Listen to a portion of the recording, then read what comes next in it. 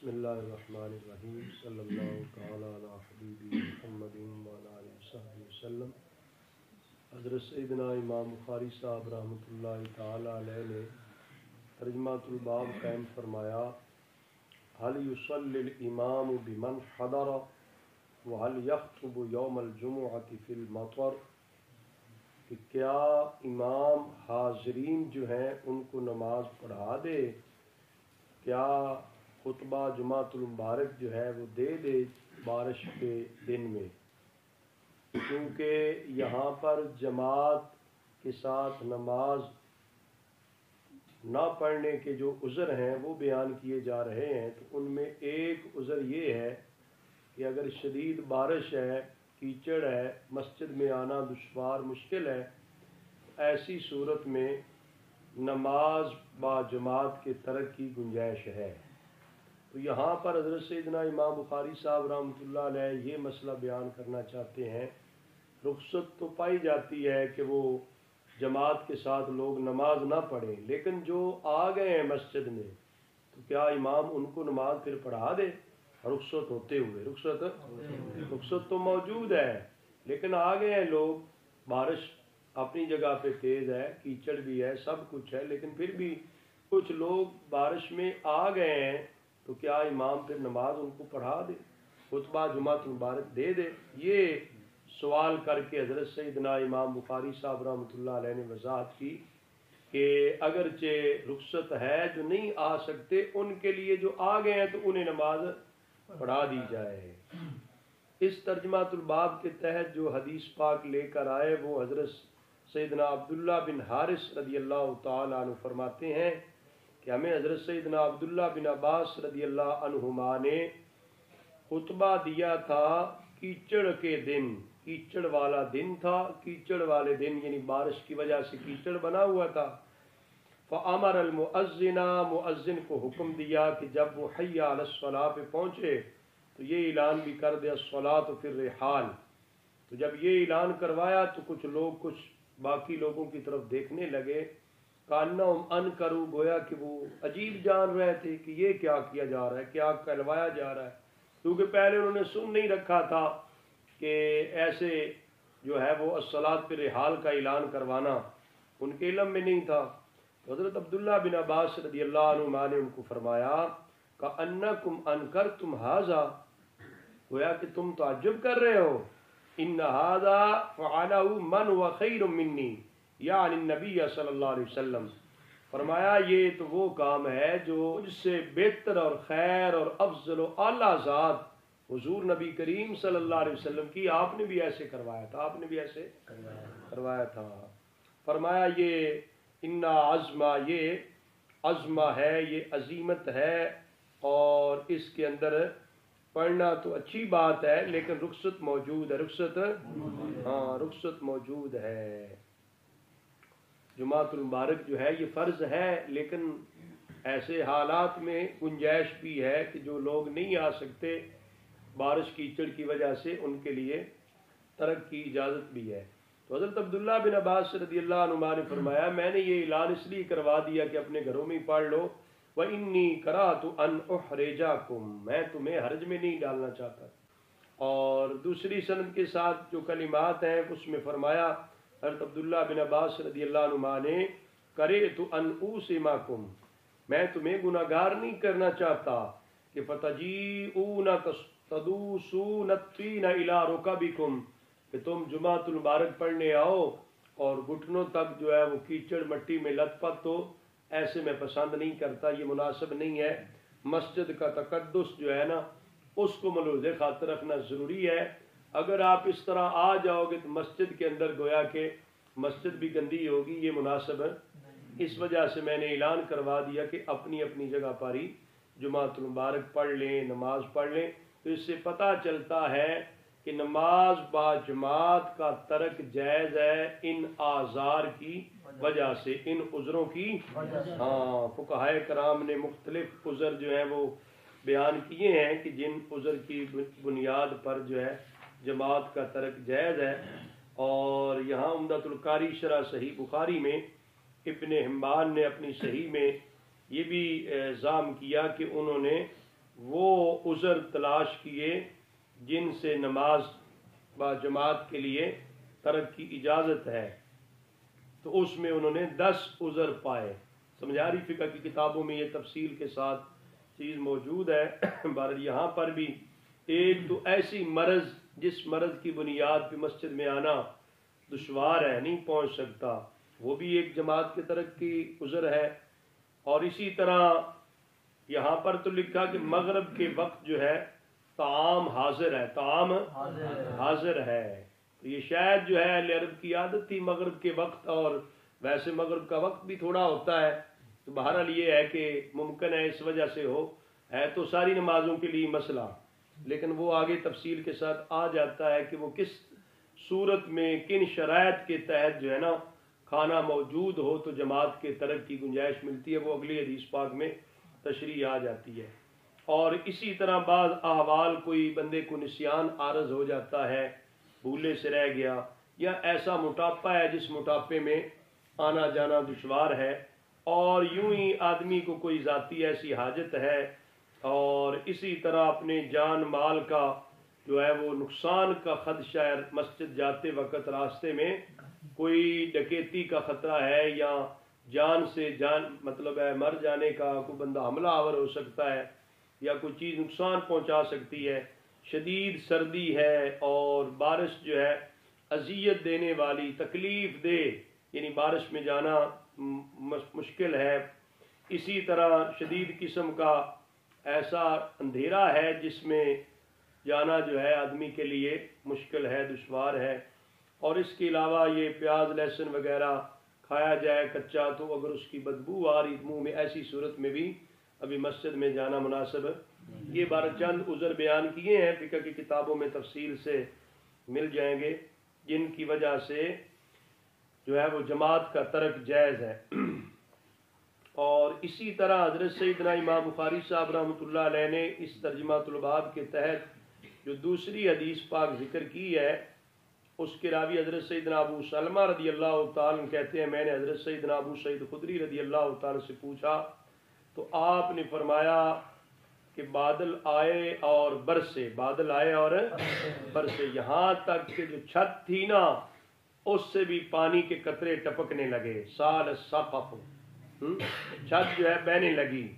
فرماتے ہیں کھجور کے درخت کو کا چھت تھا، تو جماعت کے لیے اقامت کہی گئی، میں نے رسول اللہ صلی اللہ علیہ وسلم کو دیکھا، آپ سجدہ فرما رہے تھے، مٹی اور پانی یعنی جو ہوتا ہے نا گیلی مٹی، حتیٰ رأیت اثر الطین فی جبہتہ، یہاں تک کہ آقا حضور علیہ السلام کی پیشانی مبارک پر گیلی مٹی جو تھی اس کا نشان موجود تھا، اس کا نشان آقا حضور علیہ السلام نے نماز پڑھائی۔ بہرحال وہ جو ترجمہ الباب آیا کہ امام جو ہے جو حاضر لوگ ہیں مسجد میں ان کو پڑھا دے، اگرچہ بارش ہے، سمجھ آ رہی ہے، تو جو نہیں آ سکے ان کے لیے گنجائش بھی ہے، جماعت کے ترک کی اجازت ہے۔ اسی کے ساتھ جو ہے وہ اگلی روایت لے کر ہے، چونکہ یہ جماعت کے ترک کے عذر بیان کیے جا رہے ہیں، تو بارش ہے، کیچڑ ہے، اور آگے پھر یہاں پہ موٹاپے کا بھی ذکر آگے اگلی روایت میں۔ حضرت سیدنا انس رضی اللہ تعالیٰ فرماتے ہیں ایک انصاری شخص تھے جنہوں نے عرض کیا کہ آقا حضور میں آپ کے ساتھ نماز پڑھنے کی استطاعت نہیں رکھتا، وکان رجلا ضخما، وہ موٹے آدمی تھے، موٹاپا زیادہ ہو جس سے آنا جانا چلنا دشوار بن جائے بندے کے لیے۔ فصنع للنبی صلی اللہ علیہ وسلم طعاما، انہوں نے جو ہے آقا حضور علیہ السلام کے لیے دعوت کی کھانے کی، نبی کریم صلی اللہ علیہ وسلم کو اپنے گھر میں دعوت دے کے بلوایا، تو آقا حضور علیہ السلام تشریف لائے تو آپ کے لیے چٹائی کو بچھایا اور پھر صاف کیا۔ حضور علیہ السلام نے 2 رکعتیں بھی ادا فرمائی، اور آل جارود کے ایک شخص نے کہا، حضرت انس رضی اللہ تعالیٰ عنہ سے پوچھا کہ کیا نبی پاک صلی اللہ علیہ وسلم چاش کی نماز پڑھتے تھے؟ تو انہوں نے آگے جواب دیا، ما رأیت صلاح الا یومئذ، میں تو اسی دن آقا حضور علیہ السلام کو پڑھتے دیکھا ہے۔ بہرحال یہ ظاہر ہے کہ مستحب ہے، اور جن لوگوں نے دیکھا انہوں نے بیان کیا، جنہوں نے نہ دیکھا ظاہر وہ تو نہیں پھر بیان کر سکتے تھے چاش کی نماز کا۔ پر یہاں پہ ایک موٹاپے شخص کا بھی عذر آیا، اس نے عرض کیا آقا حضور آپ میرے گھر تشریف لائیں، جس طرح پیچھے آپ حضرت اتبان بن مالک رضی اللہ تعالیٰ عنہ کے حوالے سے پڑھا ہے کہ آپ نبینا ہو گئے جب، تو آپ کے لیے پھر مسجد میں جانا دشوار تھا، مسجد کے امام تھے، جب بارش ہوتی تو وہ وادی جو تھی بہتی اور اس نالی میں پانی آتا تو وہاں سے گزرنا دشوار ہوتا، تو انہوں نے عرض کیا آقا حضور آپ میرے گھر تشریف لائیں، آپ جہاں پہ نماز پڑھیں گے میں ہمیشہ کے لیے اس کو مصلی بنا لوں گا۔ تو یہ بھی ایک عذر تھا، مطلب ہے نبینا ہونا اور پھر بارش میں شدت میں جانا مشکل اور دشوار تھا۔ حضرت سیدنا امام بخاری صاحب رحمۃ اللہ علیہ ترجمۃ الباب قائم فرمائے اذا حضر الطعام واقیمت الصلاۃ، طعام حاضر ہے اور نماز کے لیے اقامت کہی جائے تو کیا کیا جائے؟ اب ایک طرف کھانا ہے، ایک طرف جماعت ہے، ایک طرف جماعت ہے۔ وکان ابن عمر رضی اللہ عنہما یبدو بالعشاء، ابن عمر رضی اللہ عنہما تو عشائیہ جو ہوتا نا کھانا وہ پہلے کھا لیتے تھے، سمجھ آ رہی ہے؟ حضرت سیدنا ابو دردار رضی اللہ عنہ فرماتے ہیں من فقہ المرء اقبال على حاجته حتى يقبل على صلاته وقلب فارغ۔ حضرت سیدنا ابو دردار رضی اللہ تعالی فرماتے ہیں آدمی کی دانشمندی اور سمجھ تو یہ ہے کہ آدمی اپنی حاجت پوری کر لے یہاں تک کہ جب نماز پڑھنے لگے نا اس کا دل پھر فارغ ہونا چاہیے، سارے خیالات سے فارغ ہونا چاہیے، پوری یکسوئی توجہ کے ساتھ دھیان کے ساتھ خشوع و خضوع سے نماز پڑھ سکے۔ تو پہلے اگر کھانے کی شدید طلب ہے، فقہاء کرام نے شرائط لکھے ہیں، یہاں پر بھی حاشیے میں یہ لکھا ہے اذا كانت نفس شدید التوقان للطعام وكان في الوقت سعة والا فيبدأ بالصلاة، کہ شرائط یہ ہیں کہ کھانا موجود ہے، یہ نہیں ہے کہ کھانا ابھی پکنا ہے، کھانا پکنا ہو پھر تو نماز ہی پڑھ لے بندہ، کھانا موجود بھی ہے، شدید قسم کی خواہش بھی ہے اور نماز کے وقت کے اندر گنجائش بھی ہے، یہ تین چیزیں یاد رکھیں۔ کھانا موجود ہے، یہ نہیں ہے کہ بھی تیار ہوگا گھنٹہ لگے گا آدھا گھنٹہ، یہ نہیں، کھانا موجود ہے اور شدید خواہش بھی ہے اور کھانا کھانے کے بعد وقت بچے گا کہ جب نماز بندہ پڑھ سکے گا، قضا نہیں ہوگی، ایسی صورت میں جماعت کے ترک کی گنجائش ہوتی ہے۔ اور اس کی غرض بھی یہاں حضرت عبداللہ بن عمر اور حضرت ابو الدرداء رضی اللہ تعالی عنہما دونوں کے اقوال سے یہ معلوم ہو گیا کہ یہ بھی اس وجہ سے کھانا پہلے کھانے کی بات کی جا رہی ہے کہ بندہ نماز خشوع و خضوع سے پڑھے، اس طرح حضرت سیدنا امام اعظم ابو حنیفہ رضی اللہ تعالیٰ عنہ کا فرمان مبارک ہے، آپ نے فرمایا میں یہ پسند کرتا ہوں کہ کھانا کھا رہا ہوں توجہ دھیان نماز کی طرف ہو، یہ پسند نہیں کرتا کہ نماز پڑھ رہا ہوں کھانے کی طرف دھیان چلا جائے۔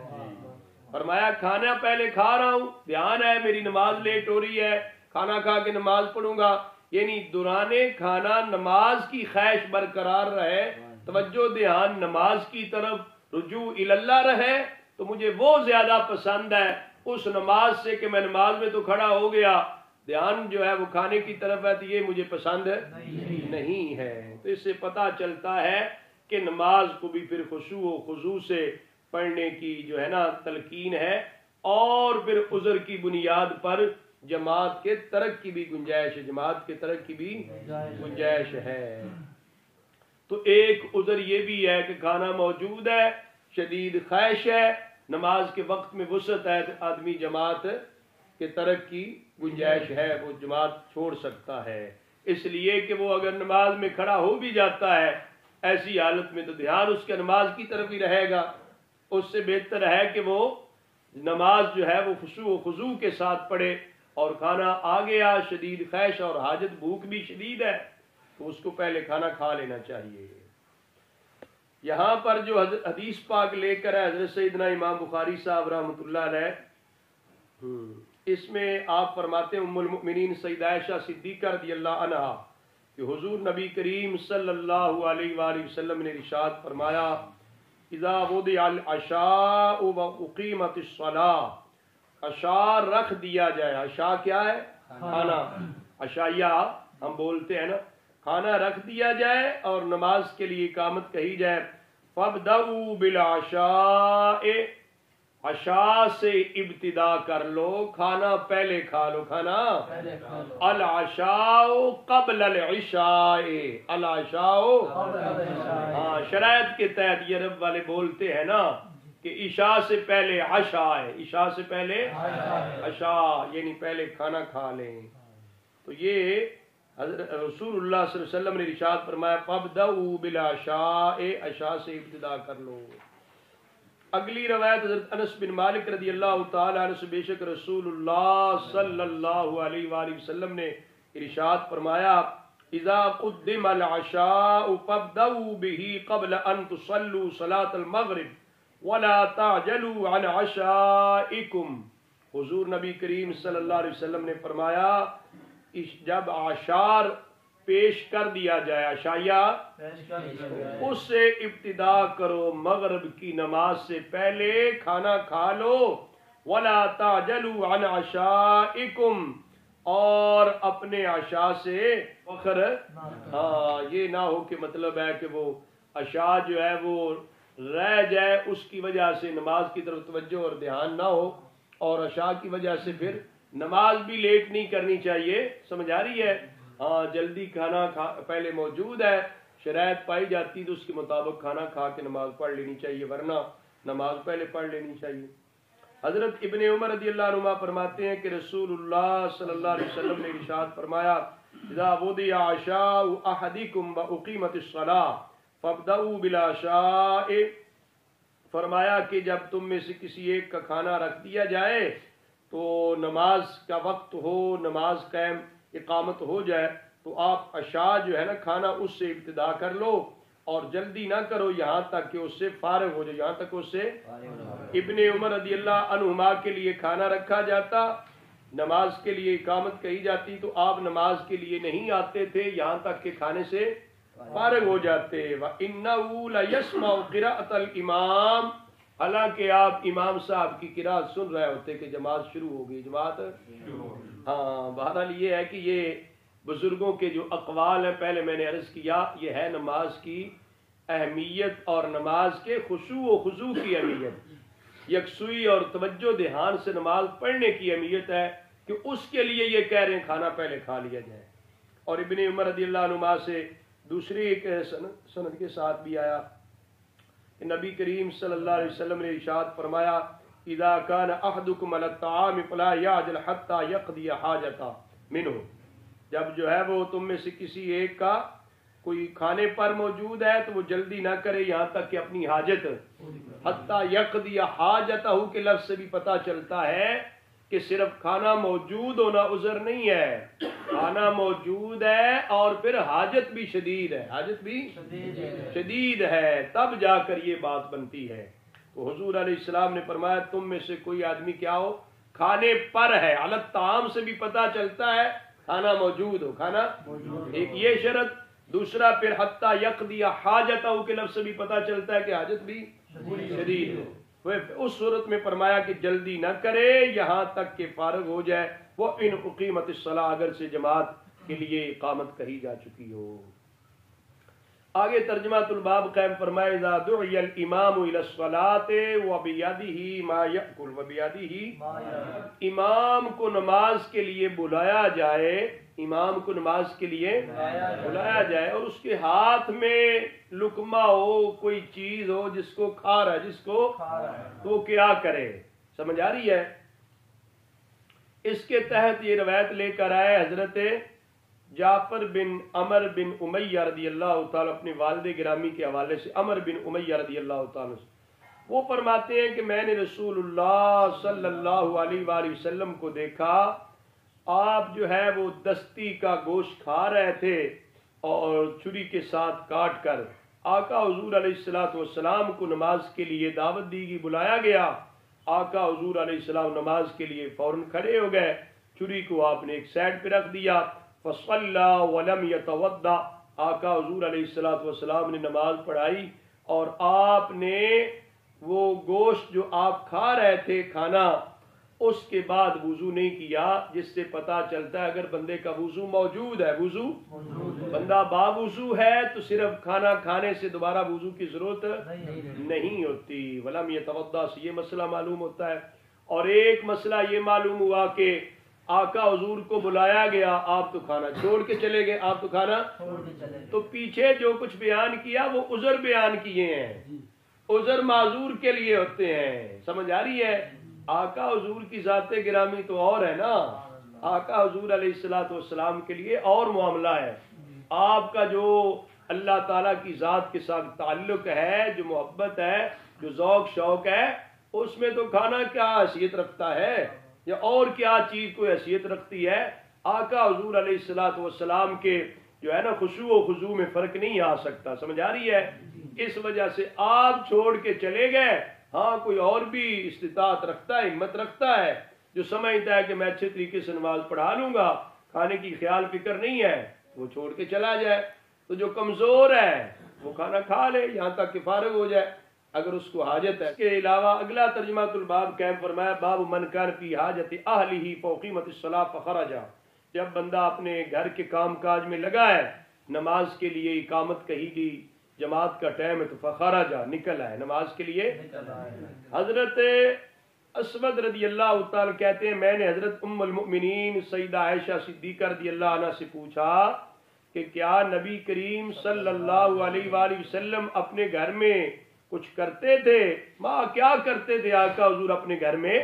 نبی پاک صلی اللہ علیہ وسلم کے گھریلو زندگی یا نجی زندگی جو گھر کے ماحول ہوتا ہے اس میں کیا آقا حضور علیہ السلام کرتے تھے؟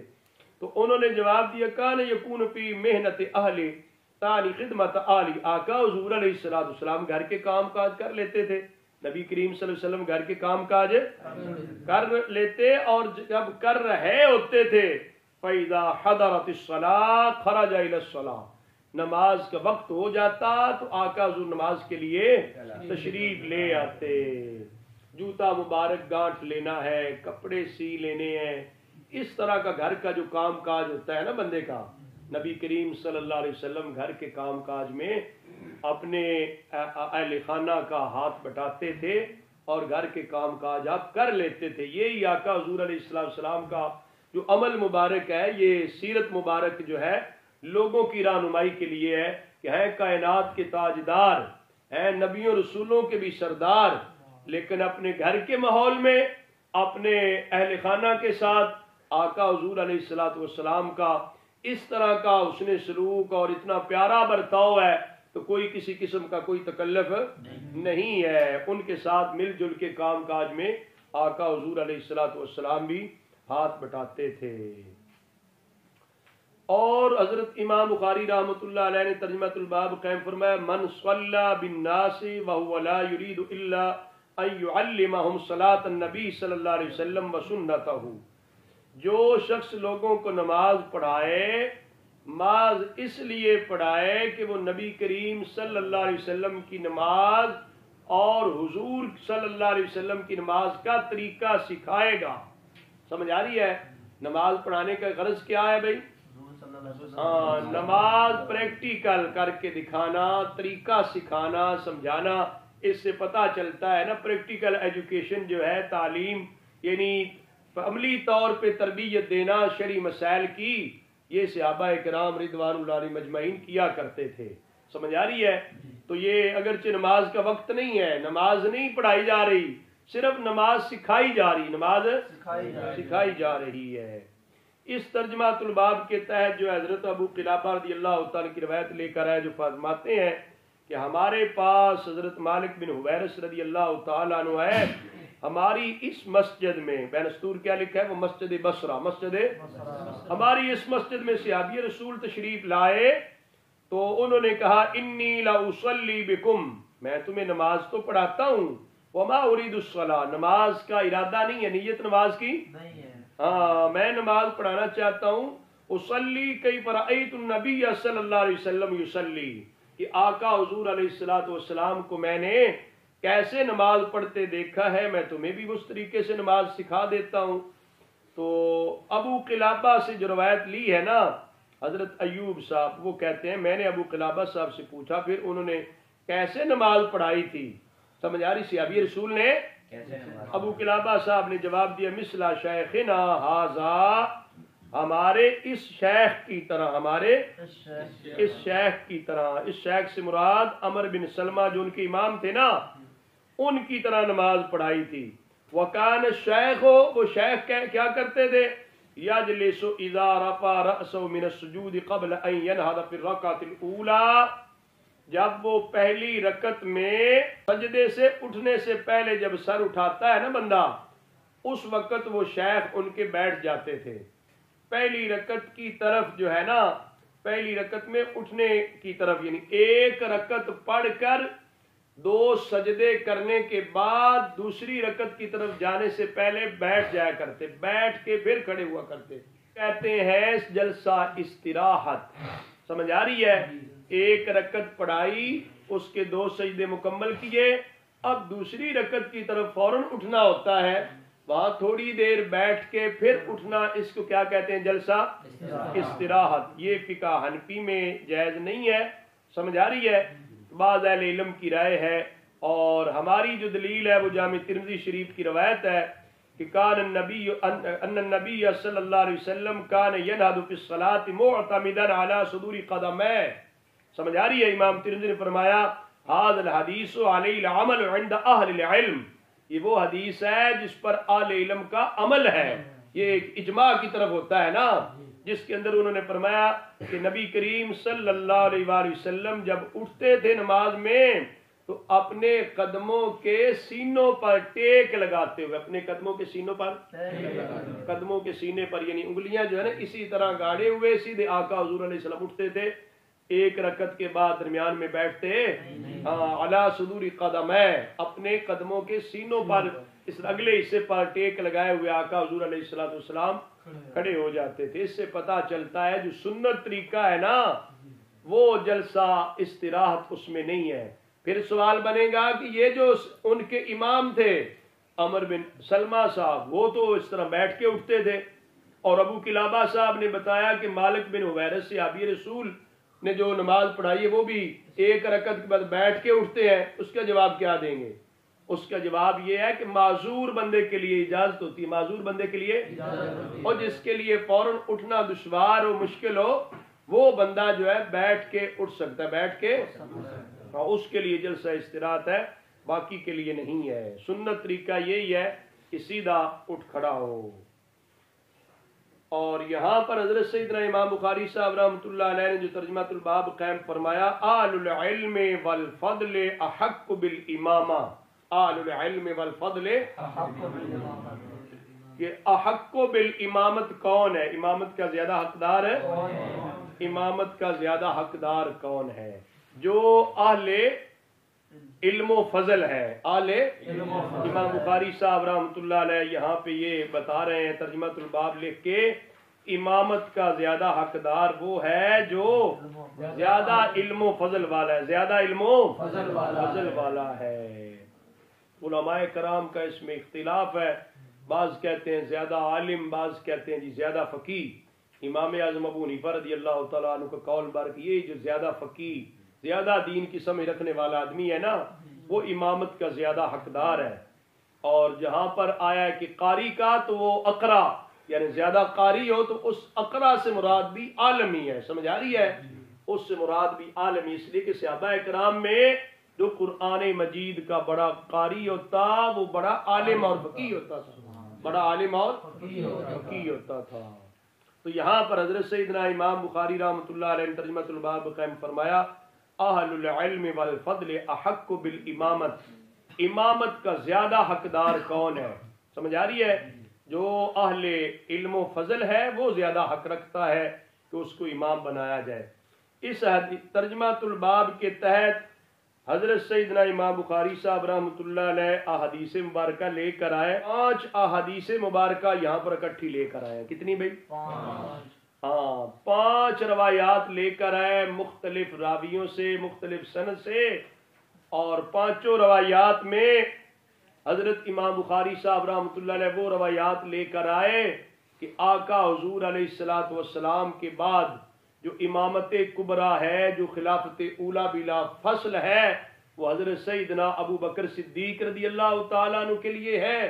وہ امامت کے زیادہ حقدار تھے. وہ امامت کے آقا حضور علیہ الصلوۃ والسلام کی خلافت اولا بلا فصل کے، امامت کبریٰ کے اور جانشینی کے وہ زیادہ حقدار تھے. وہی زیادہ بڑے عالم تھے، وہی زیادہ بڑے فاضل تھے، وہ بڑے فقیہ تھے، وہ بڑے مفتی تھے. تو ان کے حوالے سے ہی روایات لے کر آئے کہ آقا حضور علیہ الصلوۃ والسلام کے بعد وہ زیادہ امامت کے حقدار تھے اور ان کو امام بنایا گیا. اور پھر زمانہ نبوی میں آقا حضور علیہ الصلوۃ والسلام نے انہیں خود اپنے مصلی رسول پر امامت کرنے کا حکم ارشاد فرمایا. باضابطہ سمجھ آ رہی ہے؟ آج لوگ کہتے ہیں نوٹیفکیشن آیا ہے، کی تقرری کا تعین کا نوٹیفکیشن ہو جائے نا تو کہتے ہیں اس کا نوٹیفکیشن ہو گیا. تو حضرت سیدنا صدیق اکبر رضی اللہ تعالیٰ عنہ کا باقاعدہ طور پہ امامت کے لیے نوٹیفکیشن رسول اللہ صلی اللہ علیہ وسلم نے جاری کیا. پھر ایک بار بھی نہیں، بار بار کیا. حتیٰ کہ پھر اما عائشہ صدیقہ رضی اللہ عنہا کے کہنے کے باوجود بھی کیا. انہوں نے عرض کیا آقا حضور میرے والد گرامی رقیق القلب ہیں، نرم دل ہیں، کسی اور کا آپ حکم ارشاد فرما دیں. آقا حضور علیہ الصلوۃ والسلام نے ابو بکر کے ہی نام لیا. حضرت اما عائشہ صدیقہ نے حضرت حفصہ سے کہا کہ آپ کہہ دیں حضور کو، سفارش کر لیں. انہوں نے عرض کی آقا حضور نے ان کو بھی ڈانٹا اور کہا ابو بکر کو ہی کہو نماز پڑھائیں. وہ حضرت سیدنا صدیق اکبر نے راستے میں جاتے جاتے عمر فاروق کو کہہ دیا آپ نماز پڑھا دیں. انہوں نے فرمایا ہے پیارے ابو بکر انت حق کو، آپ زیادہ حق رکھتے ہیں. آپ کے ہوتے ہوئے میں آقا حضور علیہ السلام صلح کروانے گئے قبیلہ بنی عمر بن عوف میں. یہاں پہ آپ روایت پڑھ لیں گے. حضرت بلال رضی اللہ تعالی نے صحابہ کی نگاہ میں بھی حضور تشریف فرمانا ہوتے حضور کے مصلی پر جو جچتے تھے وہ ابو بکر صدیق ہی جچتے تھے. حضرت بلال نے عرض کی ہے پیارے ابو بکر کیا میں اذان دو اب نماز نہیں پڑھا دیتے، عصر کا ٹائم ہو گیا. حضور علیہ الصلوۃ والسلام تشریف نہیں لائے. گویا کہ مؤذن رسول حضرت بلال رضی اللہ تعالی کی نظر اور نگاہ مبارک میں بھی یہی تھا کہ آقا حضور علیہ الصلوۃ والسلام تشریف فرما نہ ہوں تو آپ کے مصلی پر امامت کے اہل اور حقدار ابو بکر صدیق ہی ہیں. یہ ساری روایات یہاں پر 5 اکٹھی تو اس ترجمہ الباب کے تحت بیان کی اور باقی کچھ 9-10 مرتبہ اسی مضمون کو امام بخاری صاحب رحمۃ اللہ علیہ نے اسی مضمون کی روایات بیان کر کے یہ مسئلہ واضح کر دیا کہ افضل البشر بعد الانبیاء ابو بکر صدیق رضی اللہ تعالیٰ عنہ ہیں. وہی امامت کے زیادہ حقدار ہیں اور وہی حضور علیہ الصلوۃ والسلام کے خلیفہ بلا فصل ہیں. اور آقا حضور علیہ الصلوۃ والسلام نے ان کا تقرر اور ان کا تعین باضابطہ طور پہ فرما دیا تھا. اور ساتھ یہ بھی فرما دیا ایک موقع پہ جب کہا گیا نا آقا حضور علیہ السلام نے فرمایا وَيَأْبَى اللَّهُ وَالْمُؤْمِنُونَ إِلَّا أَبَا بَكْرَ کہ اگر کسی اور کا نام آئے تو نہ رب مانے گا نہ رب کے ماننے والے مانیں گے. ابو بکر کے سوا کسی اور کو میرے بعد امام اور خلیفہ نہ رب کو پسند ہے نہ رب کے ماننے والوں کو پسند ہے. وَيَأْبَى اللَّهُ وَالْمُؤْمِنُونَ إِلَّا أَبَا بَكْرَ ابو بکر کے سوا کوئی نہیں، ابو بکر کے سوا. تو یہاں پر جو 5 روایات ہیں وہ آج آپ پڑھ لیں. پہلے راوی حضرت سیدنا ابو موسیٰ اشعری رضی اللہ تعالیٰ عنہ ہیں. وہ فرماتے ہیں نبی کریم صلی اللہ علیہ وآلہ وسلم جب بیمار ہوئے آپ کی مرض شدید ہو گئی تو حضور علیہ الصلوۃ والسلام نے حکم فرمایا مرو ابا بکر فلیصلی بالناس ابو بکر کو حکم دے کہ وہ لوگوں کو نماز پڑھائیں، وہ لوگوں کو. حضرت سیدہ عائشہ صدیقہ رضی اللہ عنہا نے عرض کیا انہ رجل رقیق اذا قام مقامک لم یستطع ان یصلی بالناس. آقا حضور سے عرض کی آقا حضور ابو بکر میرے والد گرامی ہیں، وہ تو رقیق القلب ہیں، وہ تو بڑے نرم دل ہیں، جب آپ کی جگہ پر کھڑے ہوں گے تو وہ لوگوں کو نماز نہیں پڑھا سکیں گے. جب انہیں یہ یاد آئے گا آقا حضور کا مصلی مبارک اور آپ نہیں تشریف لائے وہ تو آپ کے تشریف نہ لانے کی وجہ سے رونے لگ پڑیں گے، ان کی آنکھوں میں آنسو آ جائیں گے، وہ تلاوت نہیں کر پائیں گے، وہ آپ کی جگہ پہ کھڑے ہو کے نماز نہیں پڑھا سکیں گے. آپ کسی اور کو حکم ارشاد فرما دیں. آقا حضور نے فرمایا مری ابا بکر فلیصلی بالناس. عائشہ ابو بکر کو ہی کہو نا، ابو بکر کو کہو وہ لوگوں کو نماز پڑھائیں۔ فعادت، حضرت عائشہ صدیقہ نے اپنی گزارش دوبارہ کی، اپنی گزارش دوبارہ کی۔ آقا حضور نے پھر فرمایا مری ابا بکر فلیصلی بالناس فإنکن صواحب یوسف۔ آقا حضور نے ڈانٹتے ہوئے کہا کہ یوسف والیوں جیسا کردار نہ دہراؤ، تم مجھے یہ نہ کہو کہ جس طرح یوسف علیہ السلام کو زلیخا اپنی بات منوانا چاہتی تھی آپ اپنی بات منوانا چاہ رہی ہو، ایسے نہ کرو۔ ابو بکر کو ہی کہو کہ وہ لوگوں کو نماز پڑھاؤ، پہلی بار بھی، دوسری بار بھی، تیسری بار بھی۔ جس طرح گزشتہ سبق میں نے کہا ایک سونا تو لگتا ہے، دوجا پھر بھی تو آیا، صرف دوجے ہی نہیں تیجا پھر بھی تو آیا۔ ہر بار رسول اللہ صلی اللہ علیہ وسلم نے نام لیا تو ابو بکر کا لیا ہے۔ اگر کوئی گنجائش ہوتی ہے اس مسئلے میں، آج جن لوگوں کو یہ مسئلہ افضلیت کا سمجھ نہیں آ رہا یا خلافت اولا بلا فصل کا نہیں آ رہا، اگر کوئی گنجائش ہوتی تو آقا حضور علیہ الصلوۃ والسلام اپنی محبوبہ زوجہ بنت صدیق اکبر سیدہ عائشہ صدیقہ رضی اللہ عنہا کے کہنے پر ضرور بات مان جاتے ہیں۔ آقا حضور علیہ الصلوۃ والسلام نے انہیں دوبارہ عرض کرنے پر بھی ڈانٹ کے پھر کہہ دینا مری ابا بکر فلیصلی بالناس، ابو بکر کو ہی کہیے وہ نماز پڑھائے۔ اس سے پتہ چلتا ہے کہ آقا حضور علیہ الصلوۃ والسلام نے پورے اہتمام کے ساتھ ابو بکر صدیق رضی اللہ تعالی کی امامت پہ فیض فرمایا۔ فصلی بالناس فی حیات النبی صلی اللہ علیہ وسلم، پھر حضرت ابو بکر صدیق رضی اللہ تعالی نے حضور نبی کریم صلی اللہ علیہ وسلم کی ظاہری حیات مبارکہ میں ہی مصلی رسول پہ کھڑے ہو کر نماز پڑھائی ہے۔ یہ 3 دن راتیں بنتی ہیں، 15 نمازیں تو یہ ہیں، کل 17 نمازیں ایسی ہیں جو آقا حضور علیہ الصلوۃ والسلام کی حیات طیبہ میں ہی ابو بکر صدیق نماز پڑھا رہے تھے، مصلی رسول پہ کھڑے ہو کے وہ نمازیں پڑھائی ہیں۔ حتیٰ کہ ایک نماز تو ایسی بھی آتی ہے جس میں آقا حضور علیہ الصلوۃ والسلام پیچھے نماز پڑھ رہے ہیں، ابو بکر صدیق آگے نماز پڑھا رہے تھے۔ یہ پورے انتظام اور اہتمام کے ساتھ تقرر کیا گیا۔ اور اگلی روایت کے راوی ام المؤمنین سیدہ عائشہ صدیقہ رضی اللہ عنہا ہے۔ آپ فرماتی ہیں بے شک رسول اللہ صلی اللہ علیہ وسلم نے اپنی مرض میں فرمایا مرو ابا بکر یصلی بالناس، ابو بکر کو حکم دیجئے کہ وہ لوگوں کو نماز پڑھائیں۔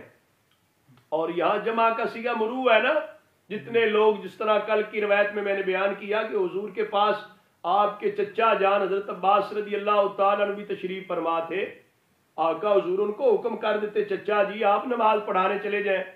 حضرت مولا علی المرتضیٰ رضی اللہ تعالیٰ عنہ بھی تشریف فرما تھے، آقا حضور کے پاس گھر میں موجود، ان کو حکم نہیں دیا کہ جا کے نماز پڑھاؤ، ان کو حکم یہ دیا مرو ابا بکر فلیصلی بالناس، ابو بکر کو ہی کہو کہ وہ لوگوں کو نماز پڑھائے۔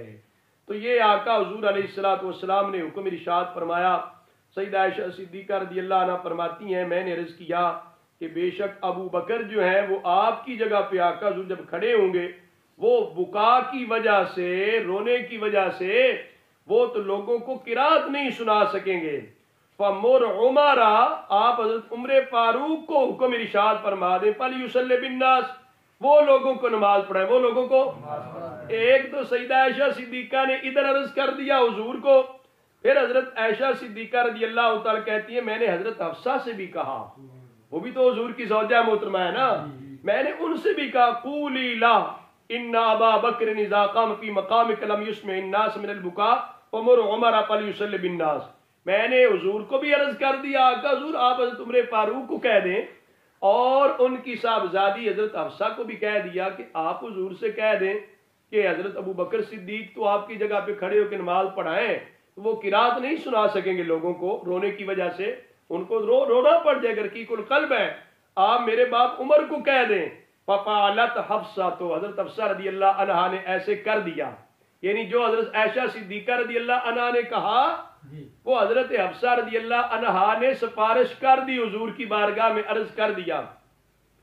جب عرض کیا تو رسول اللہ صلی اللہ علیہ وسلم نے فرمایا ماں بس کر، اللہ اکبر، سمجھ آ رہی ہے؟ اپنی زوجہ محترم فرمایا ماں بس کر رک جا، انکن لانتن صواحب یوسف مرو ابا بکر فلیصلی بالناس، آقا حضور نے فرمایا بس کر، جہاں ابو بکر کا نام آ جائے پھر کسی اور کے نام کی نہیں ضرورت، بس ابو بکر بس. سمجھ آ رہی بھائی؟ آج بھی جن لوگوں کو مسئلہ سمجھ نہیں آتا انہیں اس ماں کے لفظ پر ہی غور کر لینا چاہیے کہ آقا حضور علیہ الصلوۃ والسلام نے بظاہر تو اپنی زوجہ محترمہ حضرت سیدہ حفصہ رضی اللہ عنہ سے کہا ماں بس کر، رک جا. ان لوگوں کو بھی اس مسئلے کے معاملے میں رک جانا چاہیے. جو جمہور اہل علم کی رائے ہے، امت کا اتفاق ہے، اس پہ سر تسلیم خم کر دینا چاہیے تاکہ اہل سنت و جماعت کو مزید تقسیم کی طرف نہ لے جائیں. اہل سنت کو متحد رہنے دیں. اہل سنت و جماعت کے اسلاف اور بزرگان دین کا جو نقطہ نظر اور نظریہ چلتا آ رہا ہے ان کو چاہیے کہ وہ اسی کو ہی تسلیم کریں. آقا حضور علیہ الصلوۃ والسلام نے حضرت حفصہ رضی اللہ عنہ کو فرمایا ماں بس کر، رک جا. کہہ دیا جو کچھ کہہ دیا. آگے آقا حضور نے ڈانٹ بھی دیا، فرمایا تم جو ہے صواحب یوسف والی کی طرح. یہ آقا حضور علیہ الصلوۃ والسلام نے ان کو ڈانٹنے کے انداز میں فرمایا تھا. فرمایا مرو ابا بکر فلیصلی بالناس، ابو بکر کو ہی حکم دے وہ لوگوں کو. حضرت حفصہ کو جب ڈانٹ پڑی حضور علیہ الصلوۃ والسلام سے تو حضرت عائشہ صدیقہ کے کہنے پر ہی تو عرض کیا تھا. ان کو کہنے لگی ما کنت لاصیب منک خیرا، عائشہ کیا آپ نے مجھے کہہ دیا تھا، آپ کی بات تو میں نے مان لی، آگے مجھے خیر کو نہیں ملی. میں نے آگے وہ بات کی ہے جو آقا حضور نے قبول آپ نے پسند نہیں فرمائی. اے عائشہ آپ نے مجھے کیوں آگے بھیج دیا؟ سمجھ آ رہی ہے؟ ما کنت لاصیب منک خیرا، آپ سے کوئی خیر نہیں ملی اس معاملے میں، مجھے یہ نہیں کہنا چاہیے تھا، حضور کو یہ عرض نہیں کرنا چاہیے تھا. اور اس ترجمہ الباب کے تحت تیسری روایت، پہلے کے راوی حضرت ابو موسیٰ اشعری رضی اللہ تعالیٰ عنہ، دوسرے کے راوی ام المؤمنین سیدہ عائشہ صدیقہ رضی اللہ عنہ، اور تیسری کے حضرت انس بن مالک انصاری. امام بخاری صاحب کی شان ہے کہ آپ ایک مضمون کی عنوان کی احادیث مبارکہ مختلف لاتے ہیں، ہر ایک کی سند بھی مختلف ہے، آخری راوی بھی مختلف ہوتا ہے. کئی بار یہاں پہ آخری راوی بھی اور آ رہے ہیں، یعنی تیسرے صحابی کی بات آ رہی ہے نا. حضرت انس بن مالک رضی اللہ تعالیٰ عنہ کے حوالے سے فرماتے ہیں وَكَانَ تَبِيَ النَّبِيَّ صلی اللہ علیہ وسلم وَخَادَمَهُ وَصَحِبَهُ. حضرت انس تو حضور کے خادم خاص تھے نا، حضور کے ساتھ ہی لگے رہتے، جڑے رہتے، حضور کے پیچھے پیچھے ہی رہتے تھے، حضور کے ساتھ ساتھ ہی رہتے تھے، حضور کی صحبت میں رہتے، خدمت میں رہتے تھے. فرماتے ہیں کہ بے شک حضرت ابو بکر صدیق رضی اللہ تعالیٰ عنہ لوگوں کو نبی کریم صلی اللہ علیہ وسلم کی اس مرض میں نماز پڑھاتے تھے جس میں آقا حضور علیہ الصلوۃ والسلام کا وصال مبارک ہوا، یہاں تک کہ جب یوم الاثنین آیا، پیر کا دن آیا، یہاں تک پیر کا دن آیا، لوگ اپنی صفوں میں تھے، لوگ اپنی صفوں میں تھے. فکشف النبی صلی اللہ علیہ وسلم ستر الحجرہ، آقا حضور علیہ الصلوۃ والسلام نے حجرہ مبارکہ کا جو پردہ اس کو ہٹایا. پہلے آپ کو بتایا کہ آقا حضور علیہ السلام کا حجرہ مبارکہ مسجد کے ساتھ متصل تھا، جو حجرہ عائشہ آج جو روضہ رسول انور صلی اللہ علیہ وسلم ہے وہ مسجد کے ساتھ متصل ہے. تو آقا حضور علیہ السلام نے اس دوران اپنے حجرہ مبارکہ کا پردہ ہٹایا. اقامت ہو چکی، اب جماعت کھڑی ہونے والی، لوگ جماعت کے لیے تیار. آقا حضور علیہ السلام نے جب پردہ ہٹایا، ینظر الینا، حضرت انس کہتے ہیں حضور ہماری طرف دیکھ رہے تھے، وہو قائم، حضور کھڑے تھے، کأن وجہہ برقۃ مصحف، گویا کہ آقا حضور علیہ السلام کا چہرہ مبارک قرآن مجید کا برقع معلوم ہوتا تھا. گویا کہ آقا حضور علیہ السلام کا چہرہ مبارک مصحف شریف تھا. اس قدر صحابہ کرام کو حضور سے پیار تھا کہ 3 دن راتیں تو گزری، آقا حضور علیہ السلام نماز پڑھانے کے لیے تشریف نہ لائے. جب آپ نے پردہ ہٹایا تو وہ دید کی پیاسی آنکھیں آقا حضور کو دیکھنے میں مصروف ہو گئی، نبی پاک صلی اللہ علیہ وآلہ وسلم کی طرف دیکھنا شروع ہو گئے. پھر فرماتے ہیں ثم تبسم یضحک، آقا حضور علیہ السلام نے پورا منظر مشاہدہ فرمایا کہ یوم الاثنین ہے، پیر کا دن ہے، جو آقا حضور علیہ السلام کے وصال مبارک کا دن ہے. آقا حضور علیہ السلام نے مشاہدہ فرمایا کہ ابو بکر مصلی پر رسول پہ، سارے صحابہ پیچھے کھڑے ہیں. آقا حضور نے یہ منظر دیکھ کے ثم تبسم یضحک، آقا حضور مسکرانے لگے. مسکرانا خوشی کی، رضا کی علامت ہوتی ہے. آقا حضور خوش ہو گئے. کہ میرا مشن مکمل ہو گیا، ابو بکر میرے مسلح پہ کھڑا ہے، سارے لوگ، سارے صحابہ ابو بکر کی امامت کو قبول کیے ہوئے ہیں، ابو بکر کے پیچھے سارے نماز پڑھنے کے لیے کمر بستہ ہے، کھڑے ہو چکے ہیں۔ آقا حضور نے یہ منظر دیکھ کر خوشی کا اظہار فرمایا، یہ ہے تبسمہ ثم تبسم یضحکو۔ لیکن یہ منظر جب صحابہ نے دیکھا، صحابہ کی اپنی کیفیت بدل گئی کہ آقا حضور علیہ السلام تشریف لا رہے ہیں، پردہ ہٹ گیا، چہرہ مبارک سامنے ہے، سمجھ آ رہی ہے؟ والضحیٰ والا چہرہ ہو جو ورقۃ مصحف کہہ رہے ہیں، اتنا پیارا چہرہ، پھر صحابہ نماز کیسے پڑھیں بھائی؟ سمجھ آ رہی؟ نماز کا وقت ہوا چاہتا ہے، تقاضا ہے، نماز کا وقت کہتا ہے نماز میں داخل ہو جاؤ، ادھر جذبات کا ایک تلاطم ہے، وہ کہتا ہے حضور کو دیکھتے رہ جاؤ، سمجھ آ رہی ہے بھائی؟ اس میں صحابہ نے کیا پھر کیا؟ کہتے ہیں حضرت انس فہممنا ان نفتتنا من الفرح برؤیت النبی صلی اللہ علیہ وآلہ وسلم، ہم نے ارادہ کر لیا تھا، ہممنا کا معنی ہوتا ہے پکا ارادہ، کچا بھی نہیں، ہم نے پکا ارادہ کر لیا حضور علیہ السلام کو دیکھ کر جو ہمیں خوشی ہوئی ہے نا، اس خوشی میں ہم مچل گئے اور ہم نے آزمائش میں پڑھنے کا ارادہ کر لیا، آزمائش میں پڑھنے کا ارادہ کہ اب دیکھتے رہنا ہے، اب چہرہ مصطفیٰ سے نظریں ہٹانی نہیں ہے، نماز ایک طرف ہے، چہرہ مصطفیٰ کا دیدار ایک طرف ہے، اب آزمائش آ گئی ہے۔ صحابہ کیا فیصلہ کیا؟ کہتے ہیں ہم نے تو پکا ارادہ کر لیا تھا، آ گئی ہے تو آ گئی، ہم دیکھتے رہیں گے، پھر دیکھ لیں گے، سمجھ آ رہی ہے بھائی؟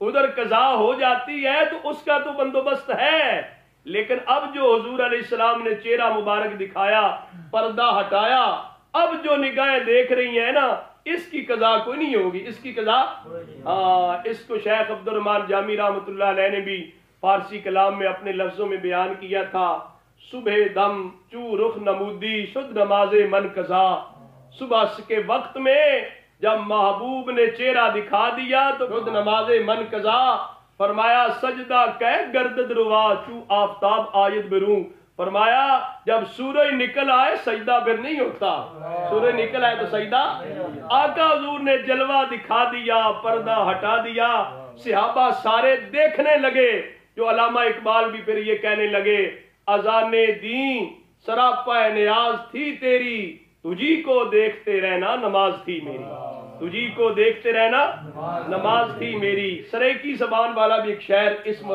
اس عنوان کی بڑی وہ پیاری ایک لحاظ سے منظر کشی کرتا ہے کہ صحابہ اکرام نے کیا کیا کہ نماز پڑھنے لگے، حضور نے پردہ ہٹا دیا، جلوہ دکھا دیا، اب کرنا کیا ہے؟ وہ کہتا ہے قاف قاضیہ کھول کتاب ڈسا، اڈو وقت نماز اڈو یار آ گیا، اڈو وقت نماز اڈو یار آ گئے، اڈو پاک امام اذان دیتی اڈو گنڈ کھول دلدار آ گئے، ہک بیت تو ڈومے فرض وڈے، میری سوچ تو پانی تار آ گئے، ناشاد نماز قضا پڑھسوں اٹھ ادب کروں سرکار، اٹھ ادب کروں سرکار آ گئے۔ یہ صحابہ کرام رضوان اللہ علیہ مجمعین کے جذبات تھے، جن کو جامی صاحب رحمۃ اللہ علیہ، علامہ اقبال اور ان شعراء نے اپنے انداز میں پیش کیا کہ ادھر امام آ گئے اور نماز کا وقت بھی تھا، دلدار آ گئے، یار آ گئے، تو پھر بس ادھر دیکھتے رہ گئے ادب اور احترام میں کہ یہ پیاسی نظریں پھر ہٹ نہیں سکتی تھی۔ صحابہ کہتے، حضرت انس کہتے ہیں فہممنا ان نفتتنا، ہم نے تو قصد ہی کر لیا، ارادہ پکا کر لیا تھا، اب تو حضور کو دیکھنے میں جو لذت اور فرحت نصیب ہو رہی ہے اب یہی حاصل کریں گے، نماز پھر پڑھ لیں گے، نماز یہ صحابہ کرام نے قصد کر لیا تھا۔ تو اس سے پتہ چلتا ہے کہ جن لوگوں نے معاذ اللہ ایسے غلط نظریات اختراع کیے کہ دوران نماز خیال مصطفیٰ صلی اللہ علیہ وسلم آ جائے تو معاذ اللہ نماز فاسد ہوتی ہے، ان لوگوں کا دین ایمان کیا ہے اور صحابہ اکرام کا دین ایمان کیا ہے؟ الحمدللہ اہل سنت و جماعت کے پاس جو دین اسلام پہنچا، جو ایمان کی دولت پہنچی، جو عقائد و نظریات پہنچے، وہ صحابہ اکرام رضوان اللہ علیہ مجمعین سے چلتے آ رہے ہیں۔ ان لوگوں نے جس انداز میں مقام مصطفیٰ صلی اللہ علیہ وسلم کو جانا اور سمجھا، اسی انداز میں آج اہل سنت و جماعت کے عقائد و نظریات ہیں۔ اللہ تعالیٰ اس پہ ہمیں کار بند رکھے۔ بہرحال آقا حضور علیہ السلام نے صرف پردہ ہٹایا، منظر دیکھا، منظر دیکھ کے مسکرا گئے۔ آقا حضور علیہ الصلوۃ والسلام ابو بکر کو ماننے والوں کو دیکھ کر کہ میرے پیارے ابو بکر جس کو میں مصلی پہ کھڑا کرنا چاہتا تھا، جس کے بارے میں نے حکم دیا، میرے سارے صحابہ اس کے پیچھے نماز پڑھنے کے لیے کھڑے ہو۔ اس منظر کو دیکھ کر حضور مسکرائے تھے۔ سمجھ آ رہی ہے؟ فَنَكَسَ أَبُو بَكْرٍ عَلَىٰ عَقِبَيْهِ لِيَصِلَ الصَّفَّ وَظَنَّ أَنَّ النَّبِيَّ صلی اللہ علیہ وسلم خارج إِلَى الصَّلَاةِ۔ جب یہ منظر صحابہ کا ہو گیا تو پھر امام کا کیا ہو گیا؟ اور جب مقتدی دیکھنے لگ پڑے تو امام کیا اکیلے نماز پڑھے؟ نہ، فرماتے ہیں حضرت انس کہتے ہیں حضرت ابو بکر صدیق تو پیچھے ہٹنے لگے مصلی سے۔ حضور علیہ السلام نے پردہ ہٹایا، جلوہ دکھایا، صحابہ بھی حضور کو دیکھ رہے تھے، پیارے صدیق اکبر بھی دیکھ کے پیچھے ہٹنے لگے، پیچھے ہٹ آئے، صف میں آ گئے۔ سمجھ آ رہی ہے؟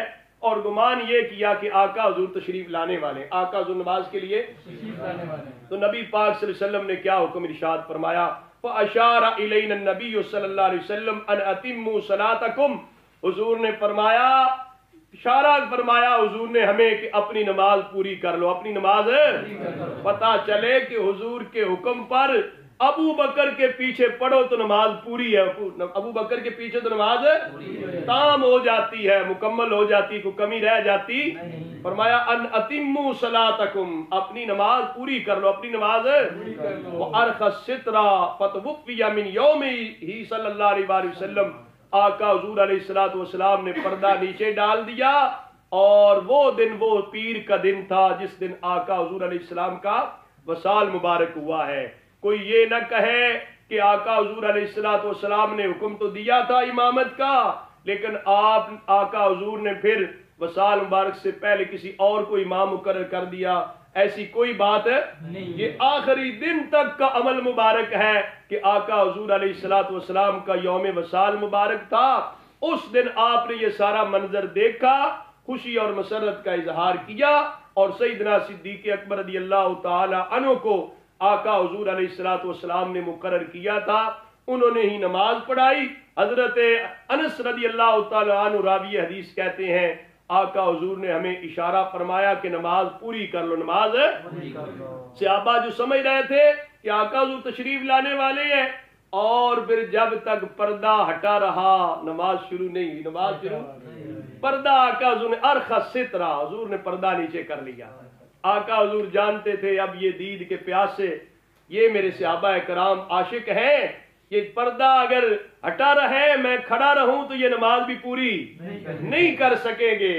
اس وجہ سے آقا حضور نے مہربانی کرتے ہوئے حکم ارشاد فرمایا نماز پوری کر لو، آپ نے پردہ نیچے کر دیا۔ حضرت سیدنا امام بخاری صاحب رحمۃ اللہ نے اسی ترجمہ الباب کے تحت چوتھی جو حدیث پاک لائی ہے، اس کے راوی بھی حضرت انس رضی اللہ تعالیٰ عنہ ہے، اگرچہ سند جو ہے مختلف ہوگی، آخری راوی میں فرق ہوگا۔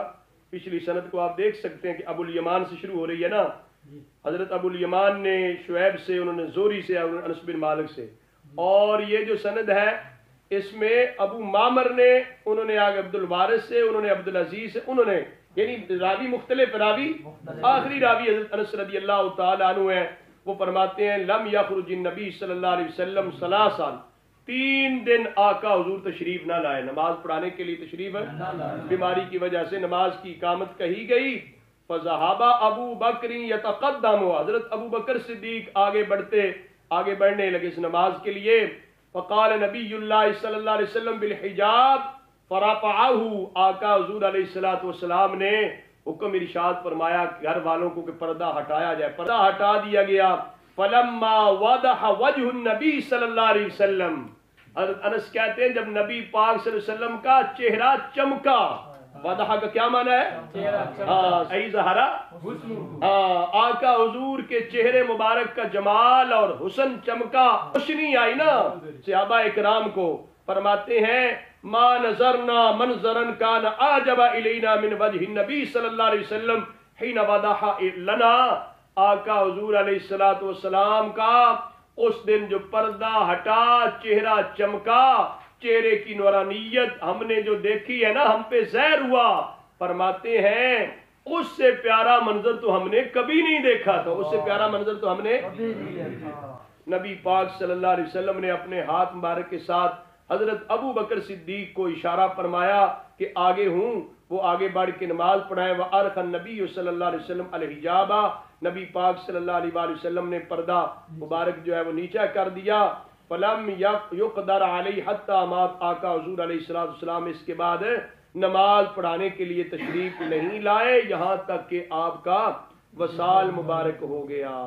یہ کلمہ بھی بتاتا ہے کہ کوئی یہ نہ کہے کہ پہلے تو پڑھاتے رہے ابو بکر صدیق، بعد میں آقا حضور علیہ السلام نے پڑھائی ہے تو حضرت ابو بکر کی خلافت والا معاملہ، امامت کا حکم کینسل یا منسوخ ہو گیا۔ ایسے بات نہیں، ایسے بات ہاں، آقا حضور علیہ السلام کے وصال مبارک تک حضرت سیدنا صدیق اکبر رضی اللہ تعالیٰ عنہ اسی طرح نماز پڑھاتے رہے، اور آپ کوئی مصلی پر کھڑے کر کے گئے، اور آپ ہی آقا حضور علیہ السلام کے خلیفہ ہیں۔ آقا حضور کے وصال مبارک تک آپ ہی نماز پڑھاتے رہے ہیں۔